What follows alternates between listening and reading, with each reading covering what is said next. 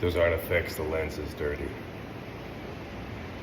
When I learned about photography, when we wanted cool lens flares, we just make things dirty.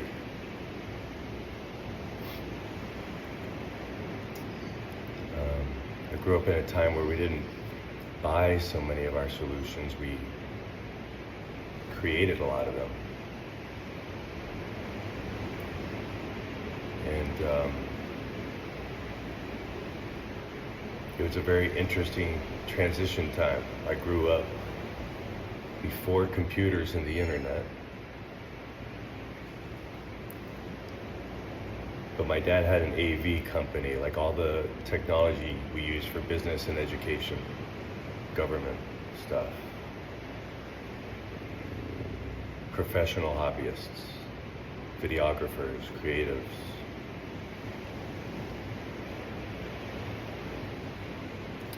And I really loved to read. And I really loved to see how one thing leads to another. Like I could just sort of pick that up a bit. My predictive brain is accurate, more accurate than average. It still messes up a lot.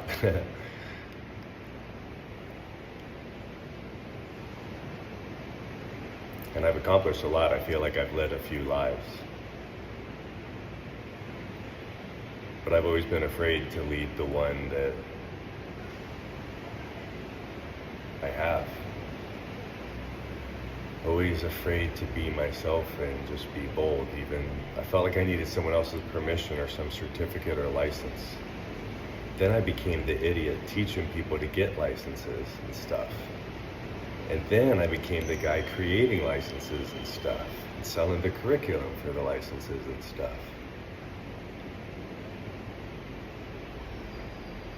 And from my perspective, it was a way to save creative software courses in schools, because everything was getting replaced with how do we make everyone do Microsoft Office and get an industry certification, an official stamp of approval, the kind that controlling institutions like to create. And I think some of those are super important. I live now in Puerto Rico, where I recognize that there's not a lot of adherence to some of the standards that infrastructure is built on.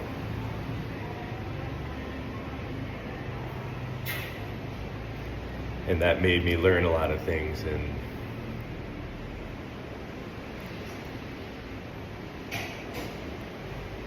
think a lot about the life that I lived, what I had been doing, the things I was afraid to do. And I was seeking the boldness to always do what I always wanted to do, which I largely did in a lot of my life. And I'm grateful for it, is to help kids discover and find things about themselves. And by kids, I mean people that were born. I've discovered that as an older guy, it still applies, and I've talked to older men about these things and they still apply. And I'm here in the most beautiful place I've ever lived. One of the most beautiful places I've ever been, Luquillo, Puerto Rico. In a friggin' mess that I made. This house was already done and beautiful, just like I was, just like you are. And I messed it up thinking I needed to do something else to improve it or make it better, or, trusting the wrong people. Being betrayed by men I treated like sons. I loved like a son.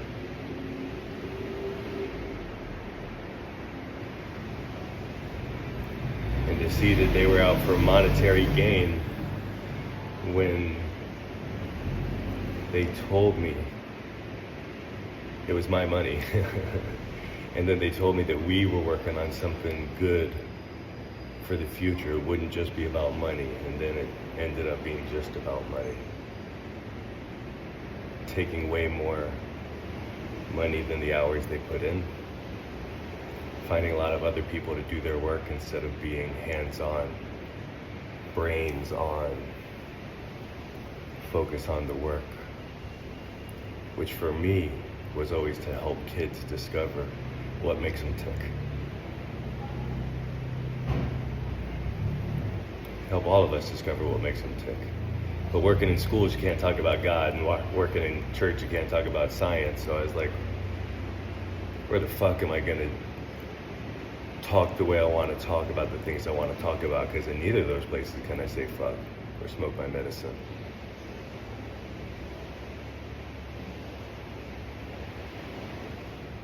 I used to be on a lot of prescription drugs that people with certificates gave me, and that messed me up, and I was suicidal. I did not have the energy, the desire to live. I was tired and hurt. I had a stroke, working so hard, trying to please other people, and they take the money that I raised to give to kids, to promote something to stop teenage suicide, stop people that think the way I used to think from taking a step or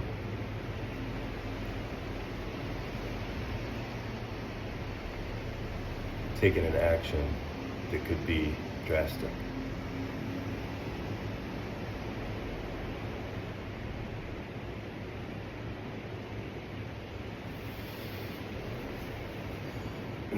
It seemed like my life was perfect, everything was going great in December, and then in just 2 or 3 months, it feels like in my old experience, what I called a spiritual attack. And in my current experience, it just felt like, man, like all the energies, the whole world was against me, you know, in a spiritual attack. And it also feels like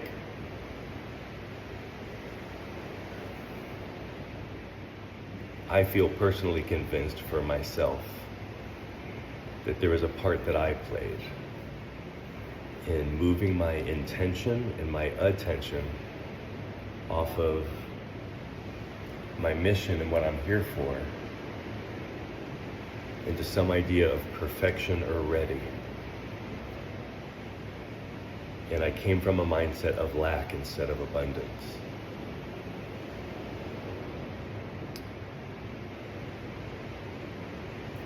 And I saw that I had what I saw as a flaw. But the flaw is that I'm not often paying attention to the here and now, but I'm really good at projecting out the future and kind of hypothesizing, and, you know, like Einstein, not that I'm like Einstein, but he saw the real world, but he realized there's kind of energy making it work. And how do you do that? Like, how do you split your worldview, you know? But I've noticed over the years, as a youth pastor, a parent, suicide hotline worker, career educator, entrepreneur,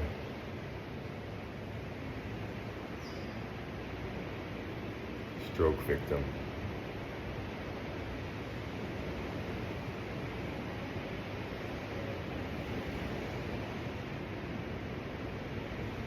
gringo,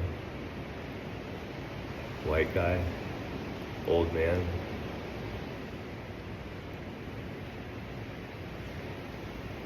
You know, there's so many labels that people have applied, and they're not well defined. Christian, wandering Christian, teacher, former teacher, influencer. I don't know about that, but has influence. What is that? And I find that a lot of us struggle with what our definition is, but we don't know what our intention and what our goal is. So my plan is to start conversations where we clearly delineate our goals and share those, and we talk about the struggles we have meeting those goals together in a self-aware community here at the house. It's kind of a replacement for church and a welcome to it for those that have left and are curious but bothered by the politics or religious bullshit. It's cannabis friendly. It starts here at B2 Ocean in luquillo.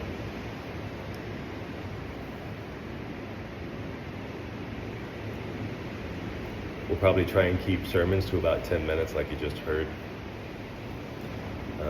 I'm also interested in doing a book club, and we do some music here a couple times a week that's spiritually inspired.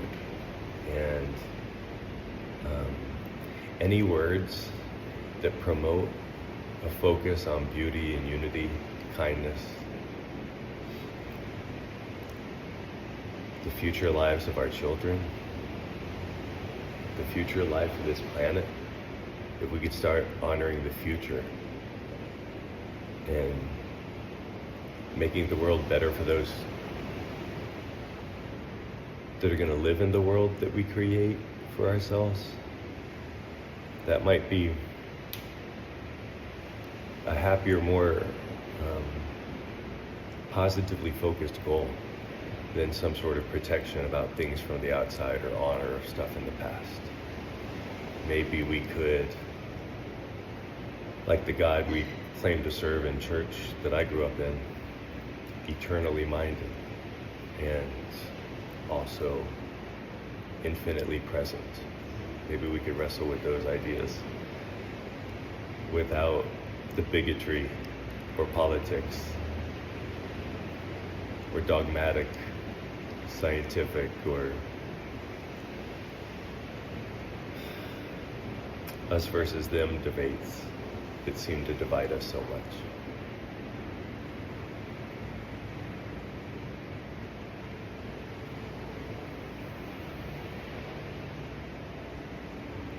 I'm going to go to 1420.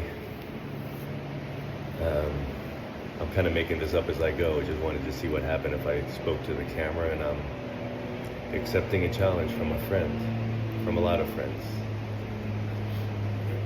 I think most of us have had things in our lives that repeatedly plague us. Things that people, why do people always tell me I should?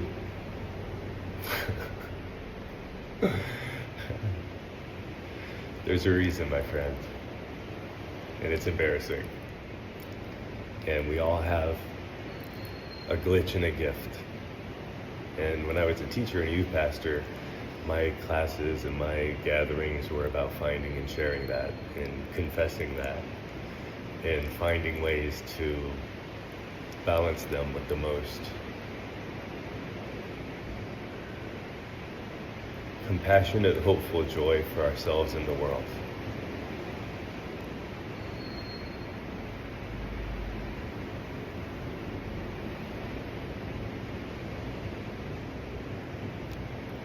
You can see I live in a beautiful place. I am so blessed. And some days I can fall into depression and sadness that water got in the house. What the heck is my problem? You know? If you pay attention to yourself, if you have enough spare time, you'll realize you're doing something really dumb and self-destructive. And you also have a gift you're probably afraid to share and manifest. And you have a fear that you're afraid to confess.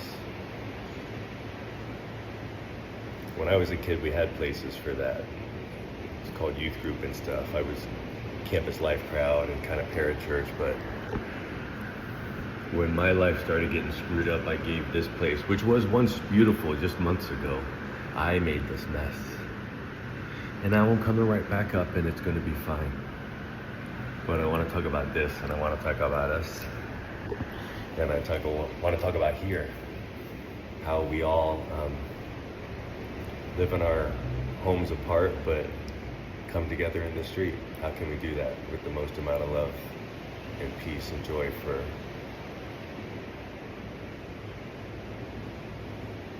ourselves and the ones around us, with special honor to the future, to the kids that are going to be responsible for maintaining, disposing of everything that we create and build with our little ego dreams.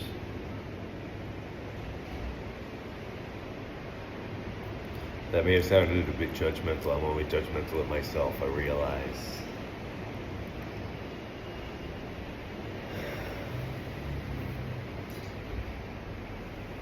Sometimes I fall into the trap of thinking that I need to impress the stuff people with stuff before I can talk to them, but I've decided to just start talking.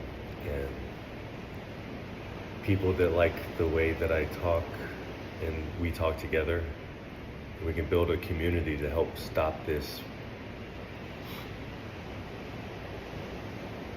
suicide problem with the kids and find a more beautiful way to live together and cooperate, not take advantage of each other and hurt each other for money, for fame, for popularity, or I don't know, so many times we sacrifice.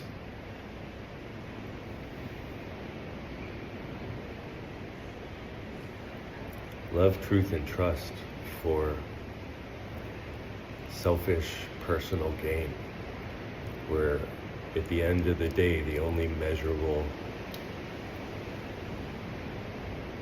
benefit is the one who had the most gets a little more. And it's creating a weird imbalance in the way that we've honored that.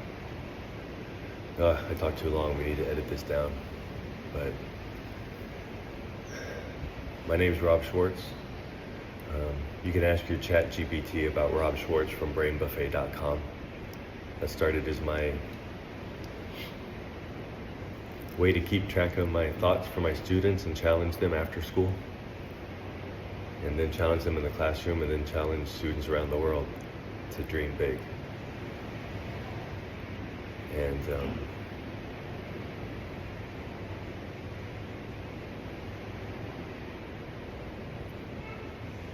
I'm really excited about sharing everything that I've learned in this journey to help us think about the transition, like the one I made from analog to digital, that you guys are going to make from internet to AI. And man, there's a lot to talk about on the technology, career, and spiritual fields. These are three areas where I've done a lot of research and personal study, and I love to discuss it. So soon we'll have conversations here, music here, and I'm going to just start living my dream and start trying to build cooperative communities where we rely less on money and producing more products, and we rely a little bit more on collaboration and cultivating beautiful experiences together, where the only thing we leave behind is a happy memory, a happy little dent in our consciousness to remind us of beauty that we shared with other people.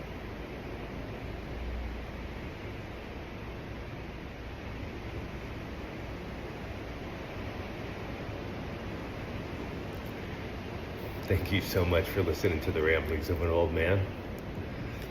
We'll have another video coming soon about recent updates. It's good to get this out of my system.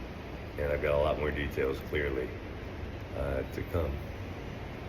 I'm super excited about AnWiMoTo. I'd love for you to check out the info at AnWiMoTo.com/quickstart. Just like an old operator's manual for software or a new product. We're kind of building it as we fly it. It's the way I like to do things. I think I had a little bit too many soldiers in my armory, and the Lord just did a Gideon down. And I'm trying to learn to appreciate that. It's a challenge and a gift. Bible studies start here soon. Sunday nights, weed and worship at 4:20. Maybe we do it in the week, actually, for our town, Tuesdays and Thursdays. So weed and worship, and a book discussion that's not the Bible on another night for the rest of the community, to be a part of things that you don't have to hear about the Bible. That's a little trippy. I know it is for some people. Blessings and peace. I'm Rob Schwartz. See you guys soon.